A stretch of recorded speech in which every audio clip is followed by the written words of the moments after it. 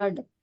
So అంత విశ్వాసం, confidence ఉంటే మన మీద, మన గురువు గారి మీద కానీ, యూనివర్స్ మీద కానీ భయపడని, విశ్వాసం ఉన్న చోట భయం ఉండదు కదా! భయపడుతున్నామంటే మళ్ళీ విశ్వాసం లేదు అని. ఉంటుంది భయం. భయం అనేది ఖచ్చితంగా ఉంటుంది. కానీ టూ మెనీ భయాల వల్ల మనం మన మీద విశ్వాసం కోల్పోతున్నాము. సో ఆపర్చునిటీస్ వచ్చినప్పుడు అమ్మో! నేను ఫెయిల్ అన్నీ ఉంటాయి మనకు. ఆ విశ్వాసం లేనప్పుడు అమ్మో! నా మీద నమ్మకం లేదు. వస్తుందో రాదో, ఫెయిల్ అయితానేమో, మా అబ్బాయికి వస్తుందో రాదో, టెన్షన్‌గా ఉంది. డబ్బులు డబ్బులు పోతాయేమో అంటే విశ్వాసంలో అవి అదే డబ్బులున్నప్పుడేమో అబ్బా! అంత సక్సెస్‌ఫుల్‌గా నేనెంత హ్యాపీగా పుష్కలంగా డబ్బులు సంపాదిస్తున్నాను. ఈసారి కూడా నాకు అద్భుతంగా మనీ వచ్చాయి. ఈ బిజినెస్ ద్వారా మంచి లక్షల్లో సంపాదిస్తున్నాను. Thank you universe. మంచి ప్రాఫిట్ వస్తుంది నాకు. మంచి ప్రాఫిట్ వచ్చినందుకు థాంక్ యూ. సో, ఈ మీటింగ్ ద్వారా నాకు చక్కగా మంచి ప్రాఫిట్ వచ్చినందుకు థాంక్ యూ. లేకపోతే ఈ వ్యాపారం ద్వారా నాకు చక్కగా రోజు రోజుకి నాకు మంచి లాభాలొస్తున్నందుకు థాంక్ యూ.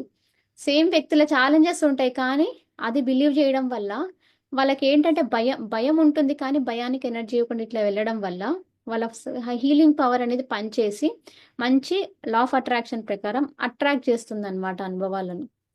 సో, మీకు హెల్త్, హ్యాపీనెస్, జాయ్ ఇంకా ఏది నేర్చుకోవాలనుకున్నా అంత లోపలే ఉంది. అంటే ఆ ఇన్ఫినైట్ రిచెస్ అన్నీ కూడా ఒక గనినే ఉంది అంటున్నారనమాట లోపల. సో, ఆ గనిని కొల్లగొట్టాలి అంటే మనము ప్రోగ్రామింగ్ ఎలా చేయాలో నేర్చుకోవాలి. దాని లోపల ఎన్నో రిసోర్సెస్ ఉన్నాయి. రిసోర్సెస్ అంటే మనం చానా సార్లు మంచి మెమరీస్ అన్నీ డిలీట్ చేసేస్తుంటామనమాట.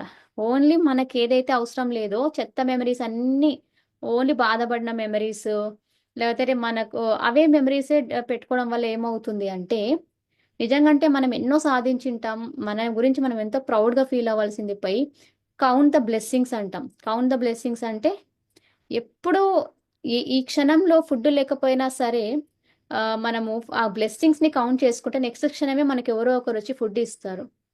అంటే మనకున్న వాటికి బ్లెస్సింగ్స్‌ని ఎప్పుడు మనం తలుచుకుంటూనే ఉండాలి.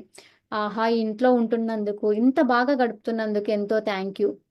అట్లా ఇంత హ్యాపీగా ఉంటున్నాం. తినడానికి తిండి ఉంది. పిల్లలకి మంచిగా ప్రొవైడ్ చేయగలుగుతున్నాము. ఇంకా ఎందుకు కంపారిజన్? వచ్చేటప్పుడు ఏం అసలు ఈ శ్వాస కూడా మనది కాదు. అంటే ఇన్‌హేల్ చేసేస్తాము. ఎక్స్‌హేల్ కూడా మనం ఏమంటారు ప్లాంట్స్ తీసుకుంటున్నాయి. CO2.